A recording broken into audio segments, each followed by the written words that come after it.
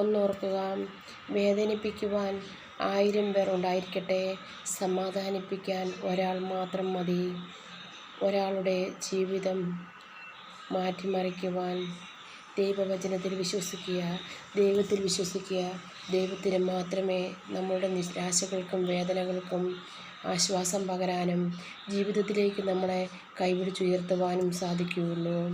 അല്ലെങ്കിൽ ദൈവവചനം സംസാരിക്കുകയും ദൈവത്തിൽ ആഴപ്പെട്ട് ജീവിക്കുകയും ചെയ്യുന്ന വ്യക്തികൾക്ക് മാത്രമേ നമ്മെ സമാധാനിപ്പിക്കാൻ കഴിയുള്ളൂ. ആ വ്യക്തികളായിരിക്കില്ല നമ്മോട് സംസാരിക്കുന്നത്. ആ വ്യക്തികളിലൂടെ ഈശോ നമ്മോട് സംസാരിക്കും.